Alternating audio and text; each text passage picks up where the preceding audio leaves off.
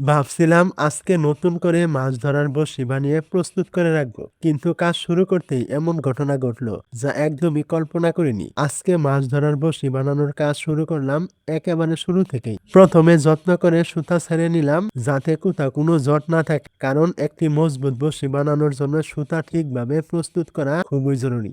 এরপর ধীরে ধীরে বড়শিটি সুতার সঙ্গে শক্ত করে বাঁধতে শুরু করলাম। প্রতিটি গিঁট ভালোভাবে পরীক্ষা করে বাঁধছি যাতে বড় কোনো মাছ ধরা পড়লেও সহজে ছিঁড়ে না যায়। আলহামদুলিল্লাহ, অনেক যত্নের পর অবশেষে বড়শি বানানোর কাজ শেষ হলো। এবার সেই বড়শিটি ছিপের সঙ্গে শক্তভাবে লাগিয়ে নিচ্ছি। এই ছোট্ট প্রস্তুতির মধ্যে লুকিয়ে থাকে অনেক আশা আর অনেক স্বপ্ন।